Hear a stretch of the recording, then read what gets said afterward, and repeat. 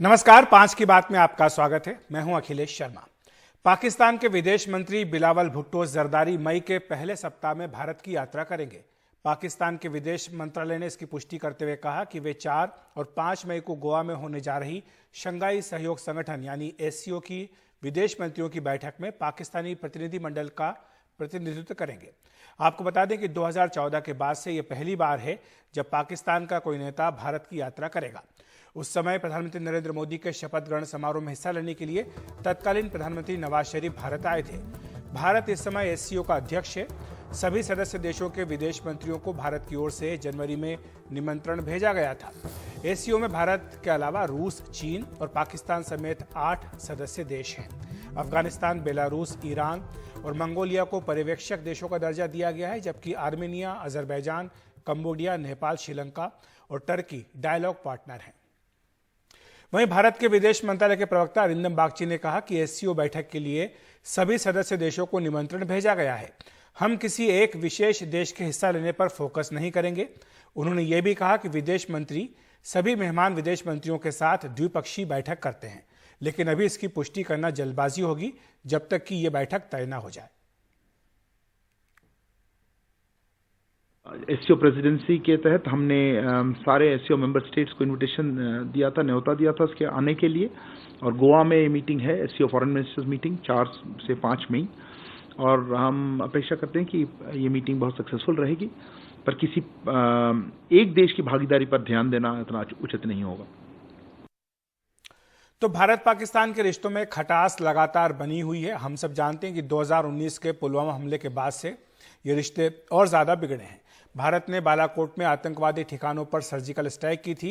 जम्मू कश्मीर से अनुच्छेद 370 खत्म करने का भी पाकिस्तान ने विरोध किया था। और एससीओ क्या है जिसकी बैठक के लिए ये तमाम लोग यहां पहुंच रहे हैं? 8 देशों का समूह है। दुनिया की 42% आबादी को कवर करता है। 25% जो वैश्विक जीडीपी है उसमें इनका हिस्सा है। भारत जून 2017 में इसका सदस्य बना था। आर्थिक, राजनीतिक और सैन्य सहयोग बढ़ाने का लक्ष्य इस संगठन का है और इसी के लिए ये बैठक गोवा में आयोजित की जा रही है। तो इसके क्या मायने हैं? पाकिस्तान के विदेश मंत्री बिलावल भुट्टो जरदारी भारत आ रहे हैं, उनकी यात्रा को किस तरह देखा जाए, इस पर चर्चा करने के लिए हमारे साथ 2 खास मेहमान जुड़ रहे हैं। मंजू सेठ, पूर्व राजनयिक, और साथ ही प्रोफेसर एस.डी. मुनी, विदेश मामलों के जानकार। आप दोनों का बहुत बहुत स्वागत है एनडीटीवी इंडिया पर। मंजू जी, सबसे पहले आप ही के पास आना चाहूंगी। आप किस तरह से देखती हैं ये जो जरदारी की यात्रा हो रही है? आपको क्या लगता है कि ये केवल एक मल्टीलेटरल फोरम के लिए यात्रा है या फिर इसमें कुछ बायलेटरल भी डेवलपमेंट हो सकता है? इसेंशियली आप देखेंगे कि ये तो एक मल्टीलैटरल मीटिंग के लिए ही आ रहे हैं, लेकिन होपफुली वो बात करेंगे। लेकिन जो उनके पास स्टेटमेंट्स रहे हैं, जैसे यूएन ने कहा है और जो कभी कभी कहते हैं कि हम बात करेंगे, उसके बिल्कुल अगले मोमेंट पे वो पलट जाते हैं। तो अभी कह नहीं सकते कि इससे कोई भी बायलैटरल मीटिंग होगी और कितनी सार्थक होगी, कितनी फ्रूटफुल होगी, ये हम अभी कह नहीं सकते। लेकिन उम्मीद करते हैं कि मीटिंग हो ताकि थोड़े से जो रिश्ते, हमारे बायलैटरल रिश्ते खटास में हैं, वो इम्प्रूव हो। नेबर है हमारे, और नेबर्स के साथ हम चेंज कुछ कर नहीं सकते। नेबर्स के साथ हमको रहना ही है, उनको हम विश अवे नहीं कर सकते। तो एक हम उनके साथ अगर डायलॉग का मौका बनता है इस मीटिंग में, इस मीटिंग के ऑन द साइडलाइंस, इस मीटिंग के, तो एक बहुत अच्छी ये बात होगी। लेकिन इसेंशियली हमें याद रखना चाहिए ये एक मल्टीलैटरल मीटिंग है और शंघाई कोऑपरेशन ऑर्गेनाइजेशन जो है उसके लिए वो आ रहे हैं। और मुझे ऐसे लगता है क्योंकि ये चीन का इनिशिएटिव है इसेंशियली एससीओ, तो चीन चाहेगा कि उनका जो ये ऑर्गेनाइजेशन की हर मीटिंग सक्सेसफुल हो। और हो सकता है कि उन्होंने कोई इंडिकेशन दिया हो इनको, पाकिस्तान को, कि आप वहां पे अपना मिनिस्टर भेजिए ताकि मीटिंग जो है एससीओ की मीटिंग बिल्कुल ही फ्रूटफुल हो। बायलैटरल अगर मीटिंग साथ में होती है तो ये बहुत ही अच्छा होगा। जी, प्रोफेसर मुनी, आप के हिसाब से क्या, किस तरह से देखा जाए इस यात्रा को? क्या ये केवल एक एससीओ की यात्रा के तौर पर ही होगा या एससीओ संगठन की बैठक के तौर पर, या आप जैसा कि मंजू सेठ जी कह रहे हैं कि चीन ने कहा, हो सकता है कि कहा हो पाकिस्तान को कि आप किसी को भेजिए यहाँ पर ताकि थोड़ा बहुत जो माहौल है वो ठीक हो सके? चीन ने कहा नहीं मालूम, लेकिन ये बात अच्छी है कि बिलावल भारत आ रहे हैं। ये बहुत दिनों से जो हम दोनों की बायलैटरल स्थिति फ्रोजन हो गई थी, वो एक तरह से हिलेगी, टूटेगी। एससीओ का एक मुख्य उद्देश्य यही है कि इसके सारे मेंबर्स आपस में दोस्ती और शांति से रहेंगे। तो सबसे पहले एससीओ के फ्रेमवर्क के अंतर्गत भी भारत और पाकिस्तान को आपस में बातचीत करके अपने संबंधों को सुधारना चाहिए। पाकिस्तान इस बात पे अटका हुआ है कि आपने कश्मीर का रिश्ता क्यों बदल दिया, कश्मीर का स्टेटस क्यों बदल दिया, और भारत को प्रॉब्लम है कि वो क्रॉस बॉर्डर टेररिज्म की बात को लेके कोई ठीक से व्यवहार करने की प्रॉमिस नहीं कर रहा है। तो ये दोनों बातें तो बहुत सीरियस है। मैं नहीं समझता हूं कि इस मीटिंग में इस पे कोई बड़ी बात होगी, लेकिन अगर इस मीटिंग में बायलेटरली बातचीत का सिलसिला शुरू हो जाए। पाकिस्तान को एक ये भी प्रॉब्लम है कि सार्क अटका हुआ है, पाकिस्तान की चेयरमैनशिप है सार्क पे और वो समिट करना चाहते हैं जो नहीं हो रही है बहुत वक्त से। लेकिन जब तक वो टेररिज्म पे कोई एश्योरेंस नहीं देंगे, भारत में जहां तक कश्मीर का प्रश्न है उसका स्टेटस तो अंततोगत्वा होगा, उसमें कोई दो राय नहीं है। लेकिन 370 पाकिस्तान की दखल का कोई कारण नहीं है, उसमें स्टेट का स्टेटस भी पाकिस्तान की दखल का कारण नहीं है। लेकिन ये तब्दीली जरूर होगी और उम्मीद करना चाहिए कि बिलावल की प्रेजेंस के दौरान कोई ऐसा सूत्र निकाला जाए जिससे कि बातचीत आगे बढ़े। जी मंजू जी, लेकिन एक सवाल ये उठता है कि क्या टाइमिंग ठीक है? अभी क्या ये समय है कि भारत पाकिस्तान के रिश्तों को बहाल करने पर या उनको मजबूती लाने पर विचार किया जाए या इस तरह कोई इनिशिएटिव लिया जाए? जैसा कि हम लगातार रिपोर्ट कर रहे हैं कि 2014 के बाद से पहली बार है कि कोई जो बड़े पाकिस्तानी लीडर हैं वो भारत आने का अपना उन्होंने प्रोग्राम बनाया है। लेकिन जो अभी परिस्थिति है हमारे नेबरहुड में, उसको देखते हुए क्या आपको लगता है कि ये सही समय है इस समय कि भारत पाकिस्तान के रिश्तों पर बातचीत की जाए? मेरा मानना है कि हर समय सही होता है अगर दोनों देश आपस में बात कर सकें और अपने डिफरेंसेस को रिजॉल्व कर सकें। मुझे लगता है ये बहुत जरूरी है कि बातचीत रखनी चाहिए। हमारे प्रधानमंत्री जी ने भी कहा है आगे कि हर इशू पहले कहा है कि हर इशू डायलॉग से रिजॉल्व हो सकता है। लेकिन हाँ, उनके जो प्री कंडीशंस हैं उनके बिना अगर हम आगे बढ़ेंगे तो मुझे लग रहा है कि शायद उम्मीद है। और क्योंकि मैंने जैसे कहा है हमारे नेबर हैं, हम कि उनके साथ ही रहना है। हमारे नेबर को हम विश्व एक कर नहीं सकते, हमारे नेबर को हम बदल नहीं सकते, हमारे जो पड़ोसी हैं। तो हमें कोई ऐसा माध्यम निकालना पड़ेगा कि हम बातचीत करें और माहौल को इम्प्रूव करने की कोशिश करें। लेकिन हाथ दोनों ताली दोनों हाथों से बजती है। तो अगर वहां से कोई रेसिप्रोकल अगर हम पहल करें और वो रिस्पॉन्ड ना करें तो और अपनी बात पे अड़े रहें और आगे कोई डायलॉग ना दे, कोई एश्योरेंस ना दे, तो उसका कोई महत्व नहीं होगा, उसका कोई फायदा नहीं होगा ऐसी मीटिंग का। अगर it be like a dialogue of the death. तो ये जरूरी है कि हम आपस में डिसाइड करें कि हमें ये दोनों साइड्स को कि हम इसको माहौल को और बिगड़ने से रोकना है और अब अपने आगे बढ़ना है। तो अगर ये डिसीजन लेते हैं तो ये बहुत एक पॉजिटिव डेवलपमेंट होगा, लेकिन वेट एंड सी करना पड़ेगा। जी प्रोफेसर मुनी, एक प्रश्न आपसे बिलावल भुट्टो जरदारी के व्यक्तिगत जो उनका व्यक्तित्व उसके बारे में भी है, क्योंकि हमने देखा था कि पिछले दिनों उनके जो बयान थे उसके कारण भारत में काफ़ी तीखी प्रतिक्रिया भी हुई थी। जो पीएम मोदी के बारे में उनकी टिप्पणी थी उसको लेकर के यहाँ पर विरोध प्रदर्शन भी किया गया था। तो व्यक्तिगत तौर पर बिलावल भुट्टो जरदारी का आना और जिस तरह की उनकी छवि है खासतौर से भारत को लेकर के और पीएम मोदी के बारे में जो उनके विचार हैं, उसको देखते हुए आपको लगता है नहीं कि शायद ये पहल कहीं सिरे न चढ़ पाए? आप ठीक कह रहे हैं। आई थिंक बिलावल भुट्टो गैर जिम्मेदारी से बोले थे, लेकिन एक बात और याद रखनी चाहिए हमको कि भुट्टो परिवार के साथ भारत का एक तारतम्य रहा है, एक इक्वेशन रही है, और उस हिसाब से बिलावल को भी समझना चाहिए कि वो भारत के मामले में जब बोले तो सावधानी से बोले। एक बात अखिलेश जी जो आपने शुरू की थी कि ये राइट टाइम है क्या, और मैं मानता हूं कि ये बहुत राइट टाइम नहीं लग रहा है, क्योंकि पाकिस्तान में एक अनस्टेबल सिचुएशन है। मुझे याद आ रहा है नेहरू का वक्त भी, जब उन्होंने कहा था कि पाकिस्तान में हम किनसे बात करें, कोई वहां की पॉलिटिक्स स्टेबल तो है नहीं, हर दूसरे रोज वहां का प्रधानमंत्री बदल जाता है, तो ये बड़ी प्रॉब्लम है। और भारत में भी अगले साल चुनाव होने वाले हैं, तो चुनाव की गर्मी कहीं न कहीं इन रिश्तों के ऊपर आ सकती है। तो वक्त जरा संजीदा है, ज्यादा बहुत उपयुक्त नहीं लग रहा है, लेकिन मेरा मानना है कि गुफ्तगू बंद न हो, बात से बात चले। जी मंजू जी, एक प्रश्न आपसे एससीओ के बारे में भी, क्योंकि ये जो संगठन है, जैसा कि नाम ही बताता है कि शंघाई कोऑपरेशन ऑर्गेनाइजेशन है, तो जाहिर सी बात है कि चीन की पहल पर इस संगठन को बनाया गया। लेकिन जिस तरह के रिश्ते भारत चीन के हैं, आपको क्या लगता है कि इस तरह के संगठनों की वाकई कोई अहमियत है, जमीन पर वाकई कोई ये काम कर पाएंगे?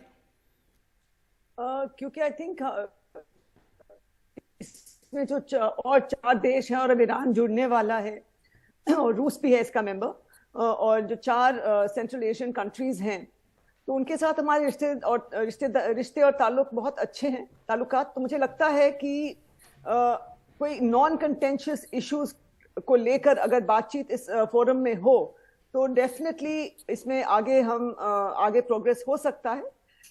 लेकिन वही है, अगर वो बायलैटरल चीजें और उन चीजों को बीच में लाएंगे तो फिर अटक सकता है। लेकिन क्योंकि चीन की ये पहल रही है, तो वो हमेशा, जो पिछली मीटिंग्स अगर आप देखेंगे, उनकी यही कोशिश रहती है कि ये मीटिंग्स, एससीओ की जो मीटिंग्स हैं, ये आगे स्टेप बाय स्टेप, धीरे धीरे चाहे बढ़े, बट आगे बढ़ें और इनका कोई आउटकम नजर आए।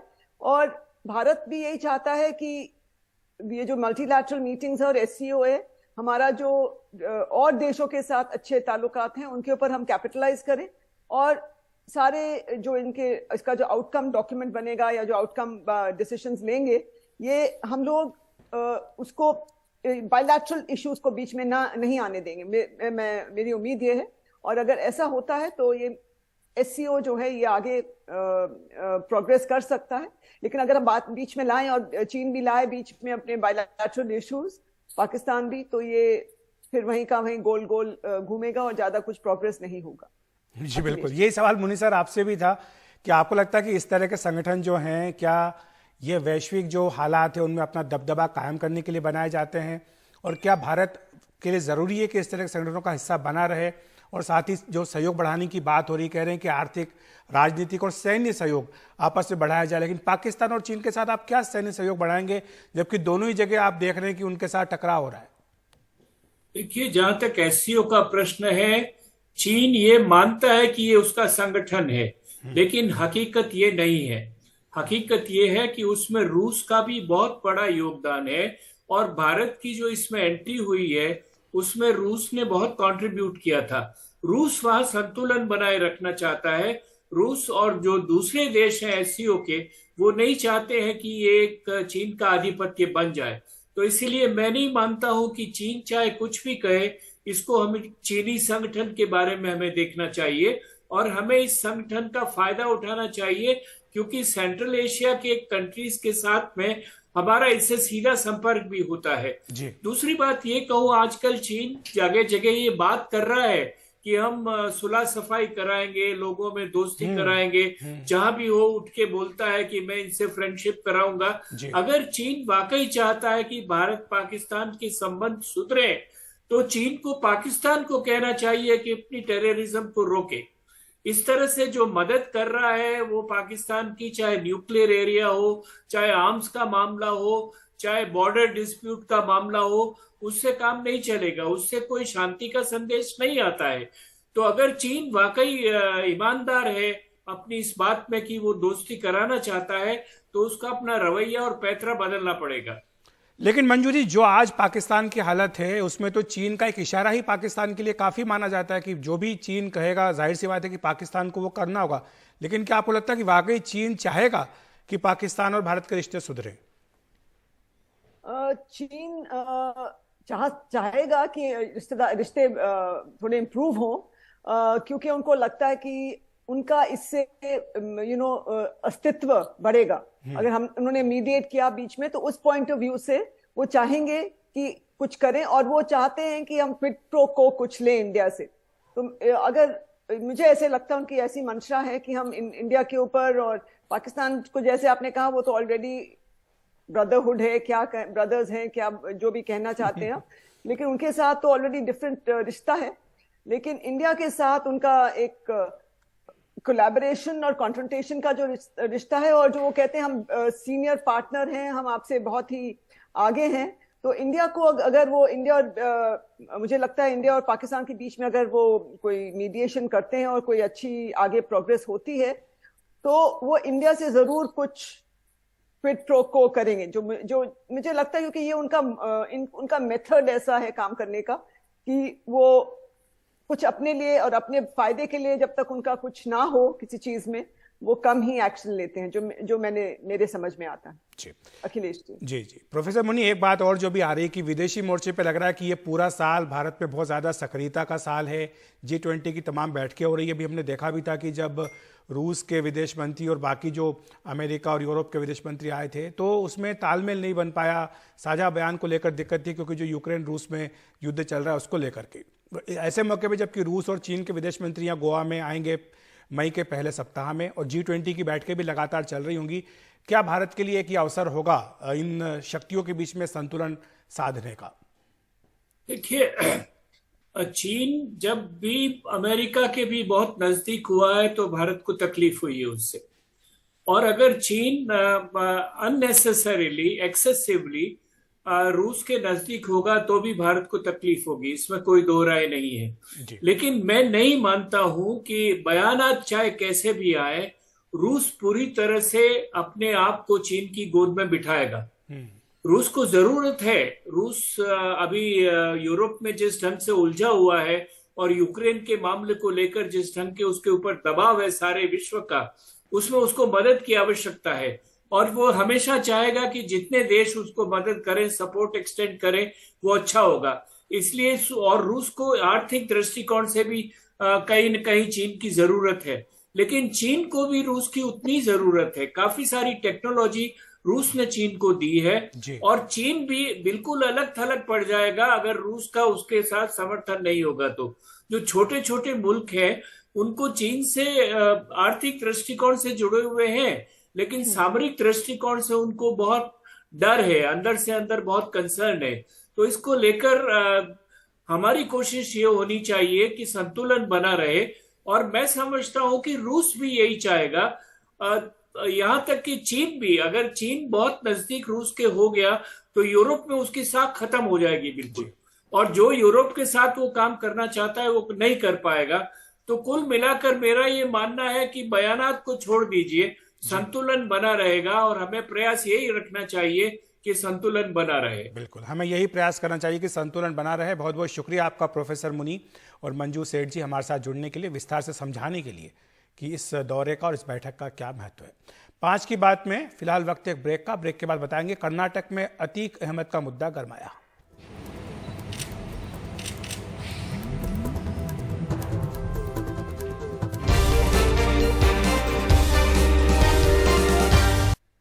अब कर्नाटक विधानसभा चुनाव में भी अतीक अहमद मर्डर मामले की एंट्री हो चुकी है। कांग्रेस के राज्यसभा सांसद इमरान प्रताप गढ़ी के एक भड़काऊ बयान को लेकर केंद्रीय मंत्री और बीजेपी नेता शोभा करंदलाजे ने कहा कि इमरान प्रताप गढ़ी अतीक और अशरफ को गुरु मानते थे। करंदलाजे ने कहा कि प्रताप गढ़ी को स्टार प्रचारक बनाकर कांग्रेस ने यह दिखा दिया है कि कांग्रेस का हाथ अपराधियों के साथ। बीजेपी प्रवक्ता सुधांशु त्रिवेदी ने भी इसे लेकर कांग्रेस पर निशाना साधा है।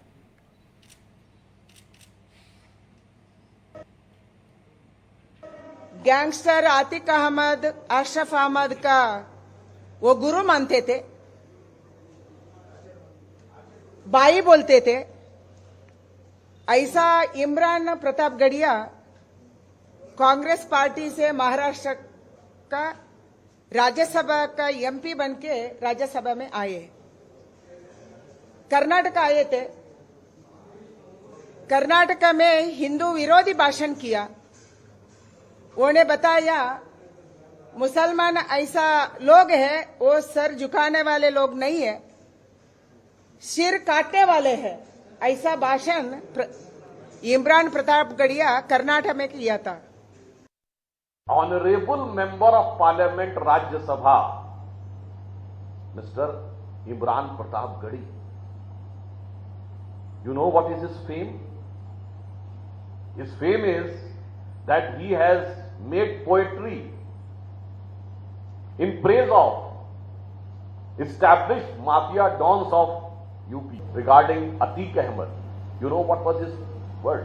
It is the words of a star campaigner of Karnataka Congress कि कभी शायद किसी का कोई कद ऐसा कद नहीं होगा, कई सदियों तक कोई अतीक अहमद नहीं होगा. Please read this. In 2008, when there was a no confidence motion against the UPA, the same person, Atiq, was not voting in favor of UPA. His party was voting in favor of UPA, but Atiq was favoring BJP. Shobha ji, ये रिश्ता क्या कहलाता है? वहीं अतीक और अशरफ अहमद हत्याकांड की जांच तेजी से की जा रही है। फॉरेंसिक और एसआईटी की टीमें आज प्रयागराज में घटनास्थल पर पहुंची। उनके साथ ही जांच के लिए गठित न्यायिक आयोग के सदस्य भी पहुंचे। घटनास्थल पर क्राइम सीन को रिक्रिएट किया गया। वहां किस तरह पत्रकार बनकर आए 3 हमलावरों ने अतीक और अशरफ अहमद की हत्या की, ये सीन वहां दोहराया गया। यूपी सरकार ने मामले की जांच के लिए 2 रिटायर्ड जज और एक पूर्व डीजीपी की अगुवाई में जांच कमेटी का गठन किया है।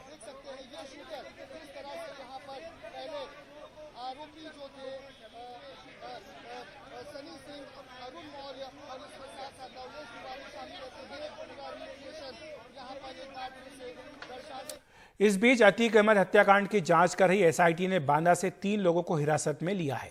ये तीनों हत्या के मुख्य आरोपी लवलेश तिवारी के दोस्त हैं। एसआईटी इंस्पेक्टर की अगुवाई में बांदा रेलवे स्टेशन से इन तीनों को हिरासत में लिया गया। बताया जा रहा है कि इन तीनों ने ही लवलेश को मीडिया की ट्रेनिंग दी थी ताकि वो आसानी से अतीक अहमद तक पहुंच सके। हिरासत में लिए गए एक आरोपी का मीडिया वेब पोर्टल है। इन तीनों पर नकली रिपोर्टर बनने और कैमरा खरीदने में लवलेश की मदद करने का आरोप है।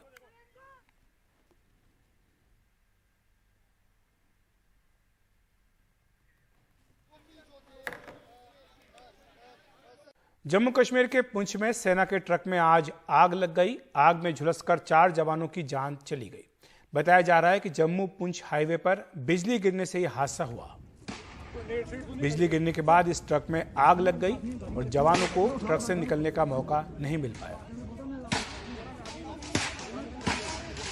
हमारे सहयोगी राजीव रंजन हमारे साथ फोन लाइन पर जुड़ रहे हैं इस खबर के बारे में अधिक जानकारी देने के लिए। राजीव, क्या जानकारी है, क्या स्थिति है और क्या कारण रहा है इस आग लगने का? देखिए, अभी तक जो जानकारी मिल पा रही है उसके मुताबिक जम्मू से जो पुंछ जो हाईवे है और बीजी के पास बिम्बर गली के पास ये हादसा हुआ है।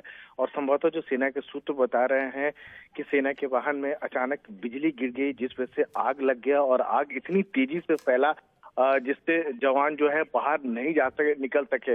और यही वजह है कि उसमें 4 जवानों की मौत हो गई।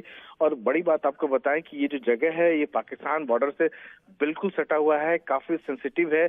और जो जानकारी मिल पा रही है, जो सेना के जो बचाव राहत दल है और जो पुलिस का जो बचाव राहत दल है वहां पहुंच चुका है। स्थिति को पूरी तरह से काबू कर लिया गया है। लेकिन दुखद बात आई है कि 4 जवानों की वहां मौत हो गई है इस घटना की वजह से। जी, शुक्रिया आपका राजीव इस तमाम जानकारी के लिए।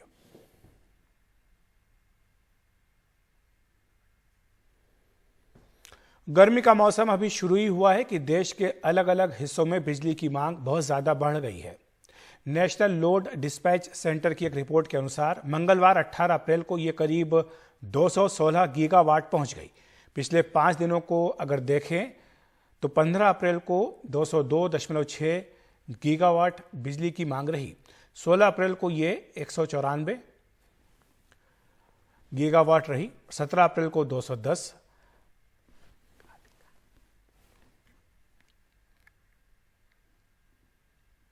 तो इस तरह से मांग जो है लगातार बढ़ रही है। हमारे सहयोगी हिमांशु शेखर हमारे साथ जुड़ गए इस खबर पर चर्चा करने के लिए।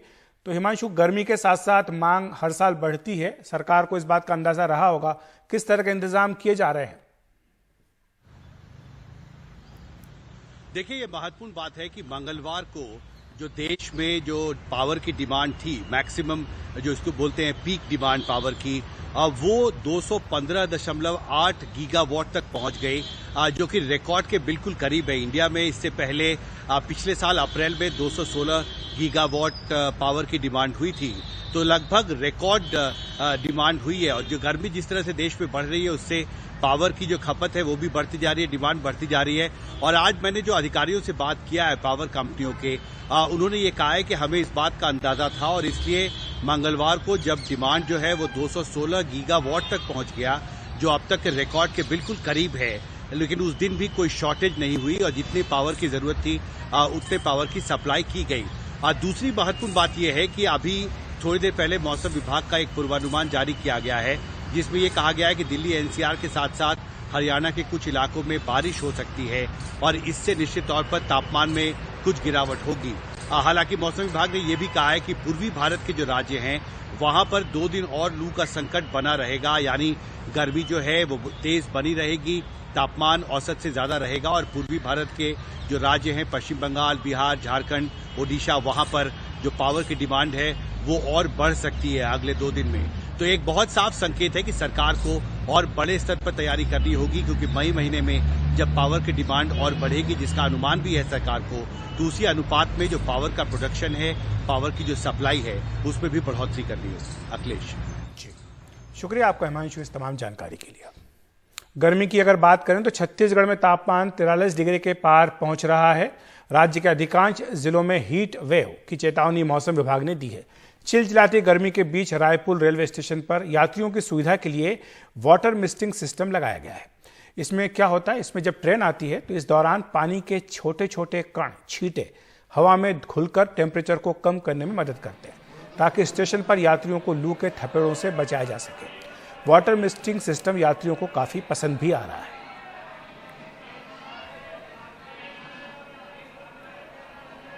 अच्छा, आप कहाँ जा रहे हैं? और ये रायपुर स्टेशन में जो बहुत ज़्यादा टेम्परेचर होने के बाद ये पानी की जो बौछारें लगाई गई हैं, इसे किस तरीके से देखते हैं? ये अच्छा है, बहुत अच्छा है, पब्लिक के लिए गर्मी के हिसाब से बहुत अच्छा है। पहले कैसा, मतलब लोगों को राहत मिलती है, अच्छा लग रहा है? अच्छा। टेम्परेचर में कितना फर्क दिख रहे हैं? टेम्परेचर में बहुत मतलब कम है, नॉर्मल लग रहा है। छत्तीसगढ़ समेत पूरे देश में इन दिनों गर्मी का कहर चल रहा है और छत्तीसगढ़ में हीट वेव की चेतावनी दी गई है। और ऐसे में छत्तीसगढ़ की राजधानी रायपुर के रेलवे स्टेशन में पैसेंजर की सुविधा के लिए एक नया प्रयोग किया गया है कि जैसे ही ट्रेन आती है और टेम्परेचर 42-43 डिग्री होने की वजह से हालात खराब होते हैं, तो यहाँ पे मिस्टिंग की व्यवस्था की गई है। तस्वीरों में दिखाते हैं कि पानी के फव्वारे जो हैं वो छोड़े जाते हैं ताकि प्लेटफॉर्म का जो टेम्परेचर है वो टेम्परेचर कंट्रोल रहे, क्योंकि 42-43 डिग्री टेम्परेचर होने की वजह से बहुत ज़्यादा चिलचिलाती गर्मी होती है और पैसेंजर को काफ़ी दिक्कतें हो सकती हैं। ऐसे में पैसेंजर को सुविधा उपलब्ध कराने के लिए मिस्टिंग की व्यवस्था की गई है और इस तरीके का प्रयोग राजधानी रायपुर के रेलवे स्टेशन प्रबंधन के द्वारा किया गया है ताकि लोगों को गर्मी से बचाया जा सके। रायपुर से जुल्फिकार अली, एनडीटीवी इंडिया के लिए। अगर बात करें उड़ीसा की तो वहां पर भी भीषण गर्मी पड़ रही है। इसी के चलते मुख्यमंत्री नवीन पटनायक ने 21 अप्रैल यानी कल से ही गर्मियों की छुट्टियों का ऐलान कर दिया है। बाद में स्कूल कब खुलेंगे इसकी जानकारी स्कूल और शिक्षा विभाग देंगे।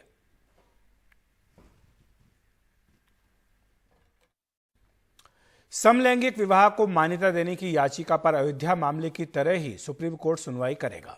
सुप्रीम कोर्ट ने सुनवाई की रूपरेखा तय कर ली है।